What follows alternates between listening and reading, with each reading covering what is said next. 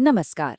आज हम एक ऐसे विचारक के आइडियाज को समझने वाले हैं जिनका नाम इतिहास में सबसे ज्यादा लिया भी जाता है और जिन पर सबसे ज्यादा बहस भी होती है। Karl Marx. अपनी सबसे मशहूर किताब की शुरुआत मार्क्स ने इसी चौंकाने वाली लाइन से की थी। पर इसका असल में मतलब क्या है और वो इस नतीजे पर आखिर पहुंचे कैसे? चलिए समझते हैं। तो मार्क्स को समझने के लिए सबसे पहले ये जानना जरूरी है कि वो दुनिया को, इतिहास को देखते किस नजरिए से थे, और उस नजरिए का नाम है हिस्टोरिकल मटेरियलिज्म, यानी ऐतिहासिक भौतिकवाद। अब ये सुनने में थोड़ा भारी भरकम लग सकता है, पर इसका मतलब बहुत सीधा है। मार्क्स का कहना था कि ऐसा नहीं है कि हमारे विचार हमारी दुनिया बनाते हैं, नहीं, बल्कि हमारी दुनिया, हमारी असलियत, हमारे विचारों को बनाती है। असल में उन्होंने अपने ज़माने के एक बहुत बड़े फिलोसोफर हेगल के आइडिया को एकदम पलट दिया था। हेगल कहते थे कि हमारे विचार समाज की हकीकत तय करते हैं। मार्क्स ने कहा नहीं, उल्टा है। समाज की हकीकत, खासकर आर्थिक हकीकत, हमारे विचारों को तय करती है। इसको समझने के लिए मार्क्स ने एक बिल्डिंग का उदाहरण दिया। सोचिए, समाज एक इमारत है। इसकी नींव, इसका बेस है अर्थव्यवस्था। और इस नींव के ऊपर जो कुछ भी खड़ा है, हमारे कानून, हमारा धर्म, हमारी राजनीति, हमारा कल्चर, वो सब सुपरस्ट्रक्चर है। और जाहिर है, जैसी नींव होगी, इमारत भी तो वैसी बनेगी ना। तो इसी नजरिए से जब मार्क्स ने इतिहास को देखा, तो उन्हें वो कोई बेतरतीब घटनाओं का सिलसिला नहीं लगा, बल्कि उन्हें दिखा कि इतिहास कुछ तय पड़ावों से गुजरता है और इन पड़ावों को चलाने वाला इंजन है अर्थव्यवस्था। इन पड़ावों को उन्होंने नाम दिया मोड्स ऑफ प्रोडक्शन, यानी उत्पादन के तरीके। हर दौर इस एक सवाल से तय होता था, समाज में चीजें बनाने के साधन, जैसे जमीन, औजार, फैक्ट्रियां, किसके पास हैं? और इसी सवाल से समाज में अलग अलग वर्ग बनते थे। आदिम साम्यवाद से शुरू होकर गुलामी, सामंतवाद और फिर पूंजीवाद तक, हर दौर की अपनी एक कहानी थी, अपना एक संघर्ष था। अगर पहले और आखिरी स्टेज को छोड़ दें, तो इतिहास के हर दौर के केंद्र में एक ही टकराव रहा है। एक तरफ वो जिनके पास सब कुछ है और दूसरी तरफ वो जिनके पास कुछ नहीं है। Haves and have nots. जैसे सामंतवाद में ये लड़ाई जमीन के लिए थी, तो पूंजीवाद में ये लड़ाई पूंजी यानी कैपिटल पर कंट्रोल को लेकर है।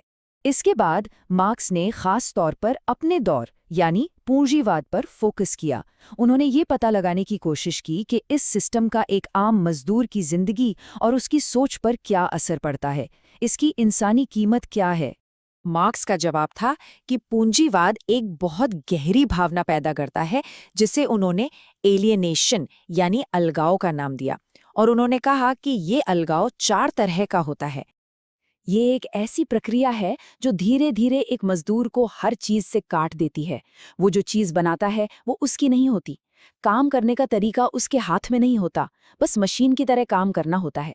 वो अपने साथ काम करने वालों से भी एक होड़ में लगा रहता है, जुड़ाव महसूस नहीं करता। और आखिर में वो अपनी क्रिएटिविटी, अपनी इंसानियत से ही अलग हो जाता है। उसका काम सिर्फ पेट भरने का जरिया बनकर रह जाता है और कुछ नहीं। तो अर्थव्यवस्था के इस मॉडल और उसकी इंसानी कीमत को समझने के बाद मार्क्स ने एक बहुत बड़ी भविष्यवाणी की। उन्होंने बताया कि आगे क्या होने वाला है। उनका मानना था कि मजदूर वर्ग बदलेगा। वो एक क्लास इन इटसेल्फ से, यानी एक ऐसा समूह जो सिर्फ आर्थिक रूप से एक जैसा है पर अपने शोषण से अनजान है, बदलकर एक क्लास फॉर इटसेल्फ बनेगा। मतलब एक ऐसा जागरूक वर्ग जो अपने हितों को पहचानता है और बदलाव के लिए लड़ने को तैयार है। और ये बदलाव, ये क्रांति अचानक नहीं होगी। मार्क्स ने इसके भी कुछ स्टेज बताए। पहला, अमीर और अमीर होते जाएंगे और गरीब।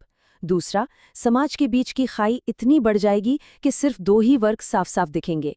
तीसरा, इन दोनों वर्गों के बीच का टकराव खुलकर सामने आ जाएगा। और आखिरी स्टेज होगा क्रांति, पूंजीवादी सिस्टम का तख्ता पलट। तो सवाल ये उठता है कि ये सदियों पुराने सिद्धांत आज के दौर में कितने सही बैठते हैं? क्या आज भी इनकी कोई अहमियत है? देखिए, जाहिर है कि मार्क्स के सिद्धांतों की काफी आलोचना हुई है। कई विचारकों ने कहा कि उनकी 2 वर्गों वाले समाज की भविष्यवाणी गलत साबित हुई, क्योंकि मिडिल क्लास तो घटने की बजाय और बढ़ गया। कुछ का मानना है कि संघर्ष सिर्फ पैसे या मालिकाना हक को लेकर नहीं होता, बल्कि अथॉरिटी को लेकर भी होता है। और एक बड़ी आलोचना ये भी है कि मार्क्स ने वर्ग पर इतना ज्यादा जोर दिया कि जेंडर, नस्ल और धर्म जैसी दूसरी जरूरी पहचानों को नजरअंदाज कर दिया। पर इन आलोचनाओं के बावजूद उनके मूल विचार आज भी बहुत प्रासंगिक हैं। अब लोग उनके दिए हुए टूल से आज की दुनिया को समझने की कोशिश कर रहे हैं। जैसे, क्या आज बिग डेटा का कलेक्शन और उस पर मालिकाना हक ही उत्पादन का नया जरिया बन गया है? क्या सोशल मीडिया पर घंटों तक स्क्रॉल करते रहना आज के जमाने का एलियनेशन है, जिसे बड़ी बड़ी टेक कंपनियां अपने फायदे के लिए चला रही हैं? तो असल मुद्दा ये है, मार्क्स ने सही भविष्यवाणी की या गलत, इससे भी ज्यादा जरूरी ये है कि उन्होंने हमें एक टूल दिया, एक चश्मा दिया, जिससे हम अपनी आर्थिक दुनिया और अपनी सोच के बीच के गहरे रिश्ते पर सवाल उठा सके।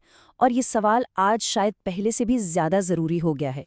अगर हमारी आर्थिक व्यवस्था ही हमारी चेतना को आकार देती है, तो डेटा कैपिटल और सोशल मीडिया पर टिकी ये नई अर्थव्यवस्था हमारी चेतना के साथ आखिर कर क्या रही है?